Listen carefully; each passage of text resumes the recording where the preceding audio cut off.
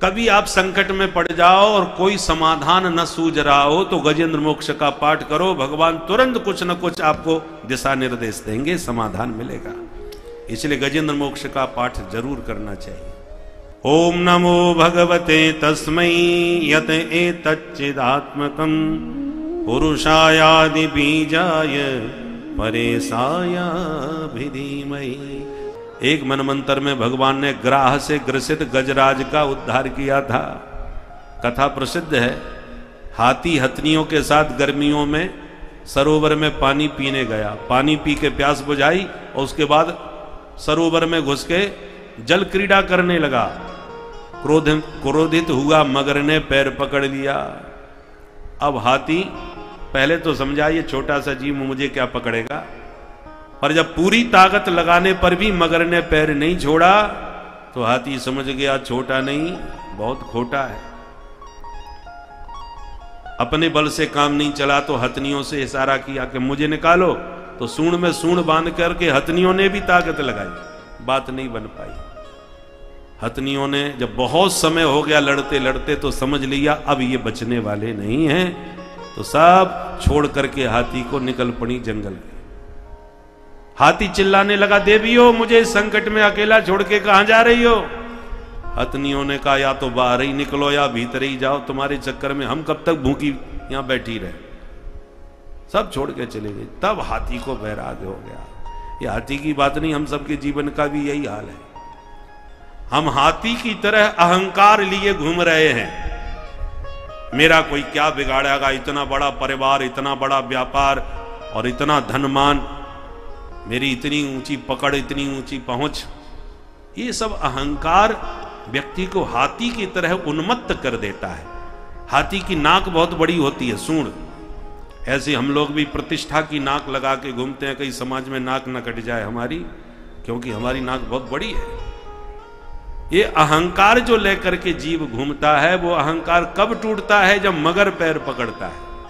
मगर कौन है? ये मृत्यु रूपी, बुढ़ापा रूपी जरा मगर बन करके पैर पकड़ता है। बुढ़ापे में सबसे पहले घुटने खराब होते हैं। साहब अब चलना फिरना मुश्किल हो गया, चला फिरा नहीं जाते, घुटने खराब हो गए, समझ लो मगर ने पैर पकड़ लिया। होशियार हो जाओ और सावधान हो जाओ, परंतु ये जकड़ता ही चला जाता है। पैर खराब ही नहीं होते, आंख खराब होने लगी, अब कान से भी सुनाई नहीं पड़ने लगा, हाथ भी कांपने लगे। अंगम गलितम पलितम मुंडम दसन विहीनम जातम तुंडम वृद्धो याति गृहीत्वा दंडम तदपि न मुंचत्यासा पिंडम भज गोविंदम गोविंदम भज मूढ़मते। ये शंकराचार्य जी ने बहुत बढ़िया वर्णन किया है। अंगम गलितम, सारा अंग गलित हो जाते हैं, जर्जरित हो जाता है। पलितम मुंडम, ये जितने बाल हैं सब पक जाते हैं।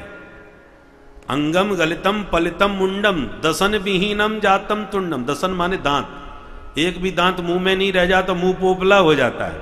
अब मुंह पोपला हो जाता है, गाल पिचक जाते हैं। दसन विहीनम जातम तुंडम वृद्धो याति गृहीत्वा दंडम। बुढ़ापे में फिर लाठी लेके, दंड लेकर के बेचारा बुढ़ा चलता है। पर तदपि न मुंचत्यासा पिंडम। बुढ़ापे में ये हाल शरीर का हो गया, फिर भी शांति से बैठ के भजन नहीं करता, अनेक प्रकार की महत्वाकांक्षाएं लिए दुनिया भर में डोलता फिरता है, आशा का पिंड नहीं छोड़ता।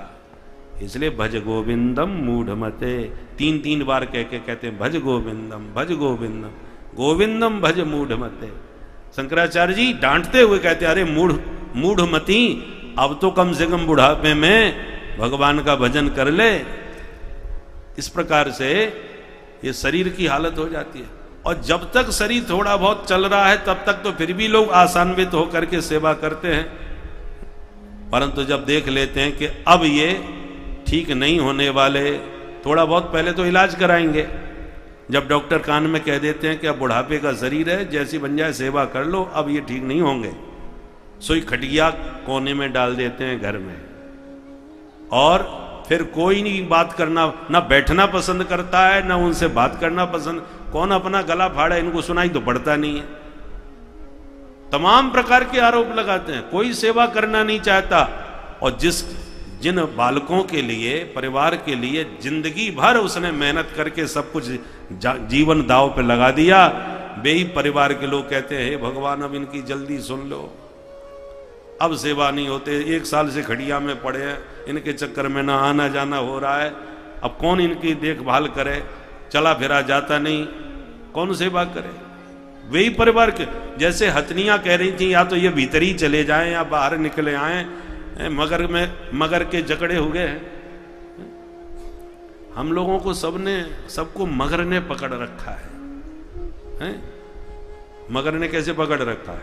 बोले महाराज कथा सुनने का मन तो हमारा बहुत था, मगर ने पकड़ लिया।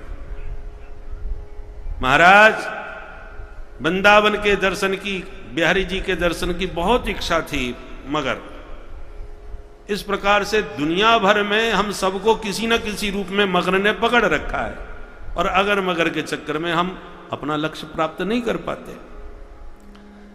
इसलिए हाथी को तो फिर भी दुनिया से निराशा हुई तो हरि से आशा जोड़ ली।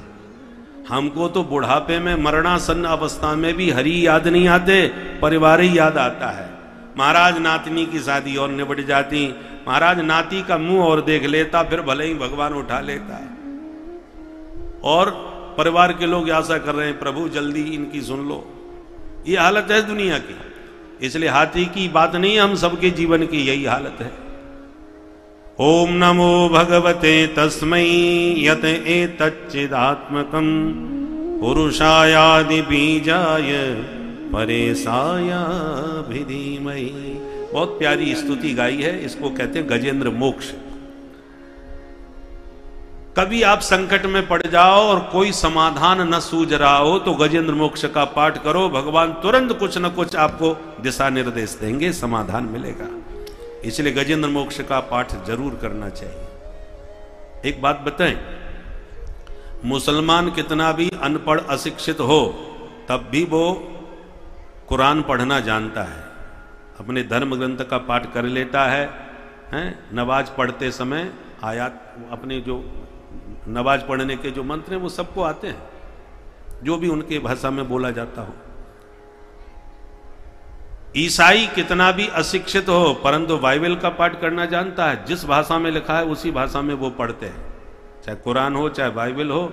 गुरु ग्रंथ साहब सिख लोग उसका पाठ करते हैं और जिस भाषा में लिखा है उसी भाषा में पाठ करते हैं। जितने भी पंथ हैं और पंथों के जितने ग्रंथ हैं सब उसी भाषा में पढ़ना अच्छी तरह जानते हैं। पर जब हम हिंदुओं को, सनातनियों को कहते हैं कि तुम नारायण कवच का पाठ कर लो या गजेंद्र मोक्ष का पाठ कर लो, तो एक ही प्रश्न कान में आता है, महाराज संस्कृत हम नहीं पढ़े, हम कैसे पाठ करें? कोई हिंदी में हो तो पढ़ लेंगे। क्यों जी? हर पंथ का व्यक्ति अपने धर्म ग्रंथ को पढ़ना जानता है, तो आप अपने ग्रंथ का पाठ करना क्यों नहीं जानते? इसलिए अपने कल्याण के लिए, अपने धर्म के मर्म को जानने के लिए, अपने पूर्वजों का और अपना कल्याण करने के लिए हमारे धर्म ग्रंथ जिस भाषा संस्कृत में लिखे हैं, हमें कम से कम पूरा नहीं तो जो महत्वपूर्ण उसका अंश है उसका तो पाठ करना उसी भाषा में आना ही चाहिए।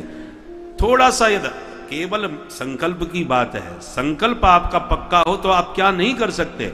हमने 80-80 साल के वृद्धों को अपने साथ पढ़ते देखा है वृंदावन में।